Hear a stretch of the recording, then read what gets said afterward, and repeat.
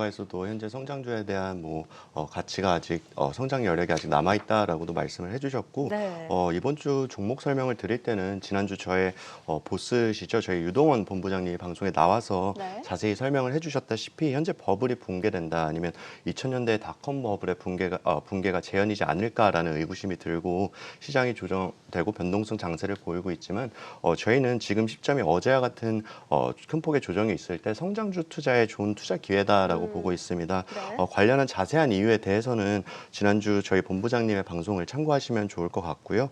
현재 저희는 미국 대표 성장주를 주의 깊게 모니터링을 하고 있는데 그 이유는 시장의 고점이 어디서 형성이 될지 분석을 할 때 만약 미국 대표 대형 성장주들이 거품이다라고 할 때 투자를 하면 안 되고 만약 아직 아니다라고 할 때는 투자를 진행해야 한다라고 판단을 하고 있고요. 오늘은 미국 대형 성장주 중에서도 최근 가장 관심을 많이 모으고 있는 대형 성장주인 엔비디아 그리고 테슬라 그리고 애플을 소개해드리도록 하겠습니다. 네, 엔비디아, 테슬라 그리고 애플 이렇게 차례대로 자세하게 살펴볼 텐데요. 첫 번째 기업은 엔비디아입니다. 요즘 들어서는 사실 모르시는 분이 없을 것 같습니다. 암홀딩스까지 인수를 하면서 저력을 좀 보여주고 있는데 간단하게 설명 들어볼까요? 네, 맞아요. 엔비디아에 대해서 간략하게 설명을 드리자면 그래픽 처리 장치인 GPU를 최초로 개발한 비주얼 컴퓨팅 기술 분야의 글로벌 선두 기업이고요. GPU 발명을 통해서 사무용 기계로만 여겨졌던 컴퓨터에 그래픽을 입히고 병렬 컴퓨팅의 변혁을 가지고 온 기업으로도 상당히 유명한 기업입니다. 10여 년 전부터는 인공지능 AI 기술을 미래 가능성에 주목을 하고 역시 딥러닝 시장을 개척해 나가고 있고요. GPU 딥러닝 컴퓨팅 기술은 현재 가장 주목을 받고 있는 자율주행 자동차 아니면 로봇 등에 탑재되는 전 세계적으로 정말 활용도가 높은 부분입니다. 4차 산업의 핵심 인프라의 필수 장비 제작에 앞서서 말씀해 주셨던 멜라녹스를 인수한 데 이어서 최근 소프트뱅크로부터 ARM을 인수 발표를 하면서 더욱 주목을 받고 있기에 오늘 설명을 드리도록 하겠습니다. 네, 글로벌 1위 GPU 공급 기업 엔비디아에 대한 설명 들어봤습니다. 엔비디아는 사실 투자 포인트들이 많기 때문에 중요할 것 같은데 어떤 부분들 또 포인트로 잡아갈 수 있을까요? 네, 엔비디아는 앞서서 말씀드린 바대로 글로벌 1위 GPU 공급 기업이다라고 말씀을 드렸는데요. 올 2분기 실적을 먼저 들여다보면 실적이 전년 동기 대비 약 50%, 전분기 대비 25.5% 성장한 매출액이 38.7억 달러를 기록을 하면서 실적 또한 코로나 바이러스 여파에도 불구하고 지속적으로 성장하고 있는 모습을 보여주고 있는 기업입니다. 이번 실적에서 가장 눈에 띄는 모습은 작년에 인수를 한 멜라녹스 인수 효과가 반영되기 시작한 점이라고 볼 수 있는데요. 네. 데이터 센터 사업 부분의 매출액을 보시면 17.5억 달러를 기록을 하면서 작년 대비해서 160% 이상의 성장을 보여주었고 멜라녹스 향 매출 비중이 특히 전체 매출 비중 중에는 15% 이상을 차지를 했습니다. 인수 초기 당시에는 멜라녹스 인수 효과가 전체 매출 비중 중에 10% 정도만 차지를 할 것이다라고 예상이 됐었는데 현재 예상보다는 상당히 양호한 결과를 보여주고 있다 보고 있고요. 네. 작년 멜라녹스 인수는 상당히 성공적인 M&A였다라고 보고 있습니다. 그리고 작년 멜라녹스 인수에 이어서 최근 ARM을 400억 달러에 인수하겠다라고 발표를 네네. 하면서 M&A를 통한 사업의 대내외적 확장을 이어가고 있는 모습을 보여주고 있습니다. 우선 ARM이라는 회사를 설명드리자면 네. 1990년에 90년이 백마 해이기도 한데요. 아무튼 네. 이때 애플 그리고 아콘 컴퓨터, VLA SI 테크의 합작 회사, 조인트 벤처로 설립된 회사이고 애플 같은 경우에는 ARM의 기술을 활용해서 애플이 처음으로 출시한 PDA 기계, 요새는 많이 없지만 예전에는 PDA 기계가 있었습니다. 애플이 처음으로 출시한 PDA에 들어가는 칩을 개발한 회사이기도 하고요. 네. 애플은 이때 PDA를 출시를 하면서 높은 출시가 그리고 조금은 시대를 앞서간 개발로 시장에서는 상당히 외면을 받았었고 애플의 위기가 찾아온 바도 있었고요. 이후에 애플은 재정상의 이유로 ARM 지분을 매각을 했지만 이후에 스티브 잡스가 다시 CEO로 복귀를 하면서 PDA 칩 개발 엔지니어들과 다시 연구를 하면서 ARM 기반 칩셋을 계속해서 개발을 했고 아이팟 그 노래를 듣는 예전에 MP3 아이팟 네네. 그리고 들어가는 어플리케이션 프로세서 칩 그리고 이후 아이폰에 들어가는 AP 칩까지 개발을 했었고요. 이제는 맥북이나 다른 컴퓨터에도 들어가는 칩까지 영역을 확대했습니다. 네. ARM 칩 같은 경우에는 애플 외에도 현재 글로벌 스마트폰 어플리케이션 프로세서 칩의 90% 이상이 ARM 제품을 사용을 하고 있는 것으로 확인이 되고 있고요. 2016년에는 소프트뱅크가 320억 달러의 ARM을 인수를 했는데 최근에는 자본 확보가 필요한 소프트뱅크의 경우 이번 ARM 매각은 상당히 잘한 것으로 보고 있고요. 엔비디아는 또한 ARM을 인수를 하면서 ARM의 기술 그리고 네트워크 확보 그리고 데이터 센터 플랫폼을 구축하고 있는 엔비디아의 경우 뭐 이제는 GPU뿐만 아니라 CPU 시장까지의 점유율을 확대할 수 있다는 점에서 중장기적인 성장성에는 상당히 긍정적인 부분이다라고 보고 있습니다. 네. 그러나 현재 뭐 중국, 유럽, 미국에서 인수 승인을 받아야 하는데 승인을 받기까지는 최소 1년에서 1년 반까지 시간이 걸릴 것으로 예상이 되고 있고요. 또한 현재 중국과 미국 간의 갈등이 지속되고 있기 때문에 각 국가의 승인 여부를 잘 확인을 해봐야 할 것 같습니다. 네, 이제 말씀해주신 리스크들이 있긴 하지만 엔비디아 워낙 또 성장성을 탄탄하게 평가받고 있는 기업입니다. 뭐 데이터 센터 플랫폼을 구축하고 있는 와중에 ARM 홀딩스까지 이제 인수를 하게 되면서 네트워크까지 확보했다는 점 큰 특징인 것 같고요. GPU뿐만 아니라 CPU 시장까지 점유율을 확대할 수 있을 것이다. 이렇게 긍정적인 전망 제시를 해주셨습니다. 자, 그럼 엔비디아의 또 세부적인 사항들 살펴보겠습니다. 매출 비중 그리고 실적 전망은 또 어떻게 나오고 있나요? 네, 엔비디아의 우선 사업부별 매출 비중을 보시면 데이터 센터 매출이 약 전체 매출 비중의 45% 그리고 게이밍 사업부가 43% 정도를 차지하고 있고요. 아무래도 GPU나 아니면 뭐 데이터 산업 자체가 고마진 산업이기 때문에 올해와 내년 35% 이상의 영업이익률이 예상이 되고 있고요. 향후 지속적인 GPU 그리고 더 나아가 CPU와 빅데이터 분석이 모두 이제는 가능해진 엔비디아의 경우는 4차 산업 시대에 지속적인 뭐 수요 증가를 기반해서 올해 및 내년 코로나 바이러스 여파를 거의 받지 않은 실적 성장을 보일 것으로 전망되는 점은 상당히 긍정적인 투자 포인트다라고 보고 있습니다. 네, 역시나 데이터 센터 매출이 45%를 차지하면서 가장 높은 비중 차지하고 있다는 점 유념을 해보셔야겠습니다. 자, 그럼 가장 중요한 포인트일 것 같은데요. 엔비디아 이 잔존 가치 모델상의 상승 여력 얼마나 남아있나요? 예, 엔비디아의 상승 여력은 예상 ROE 41.2% 그리고 리스크 프리미엄 8%를 적용을 했을 때 현주가 대비 약 80%의 상승 여력이 남아있는 것으로 분석이 되고 있습니다. 네. 앞서서 말씀드린 바와 같이 4차 산업 시대의 핵심 기술을 보유한 엔비디아가 현재 뭐 M&A를 통해서 사업의 대내외적 성장 그리고 기술력을 기반을 해서 향후 중장기적인 성장성에는 의심이 없는 기업이다라고 감히 말씀드릴 수 있겠습니다. 네, 현 주가 대비 80% 수준의 상승 여력이 크게 남아있다는 점 유념을 해보셔야겠습니다. 자, 이렇게 엔비디아, 암홀딩스까지 인수하면서 차세대 성장주로 떠오르고 있습니다. 엔비디아에 대한 설명 들어봤고요. 두 번째 종목 어떤 종목 살펴볼까요?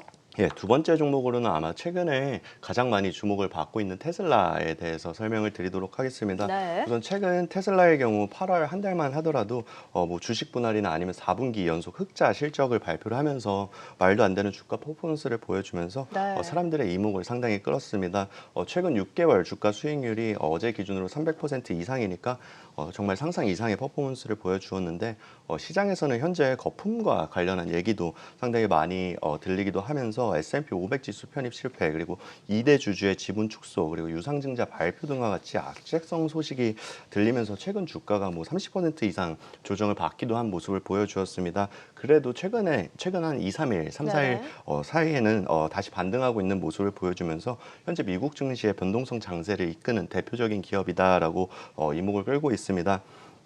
저희는 테슬라 기업에 대한 전반적인 매력 그리고 향후 전기차 시장의 성장성에는 의심의 여지가 없다라고 판단을 하고 있습니다. 뭐 테슬라의 경우는 현재 글로벌 전기차 시장 점유율이 현재 20% 수준인데 25% 이상까지 끌고 올라가고 만약 테슬라가 현재 IT 기업을 이끌고 있는 뭐 애플이나 아마존, 마이크로소프트와 같이 미국의 대표적인 혁신 기업들처럼 전기차 시장에서 선도 기업으로 만약에 자리를 잡는다면 향후 주가뿐 아니라 기업 가치 자체가 지금보다 더 성장할 것이라고 전망을 하고 있습니다.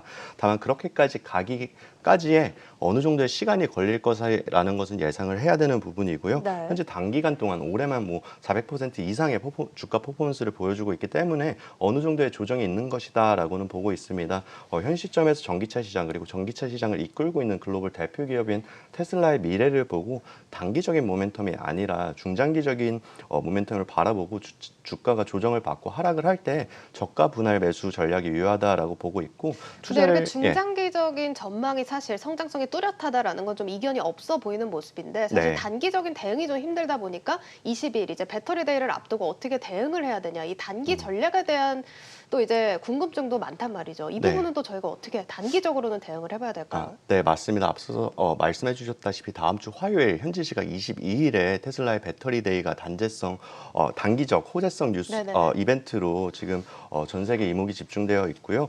발표 내용이 상당히 중요하다라고 보고 있는데 네. 이날 어떤 내용이 나오는지 지켜볼 필요는 있다라고 보고 있고요.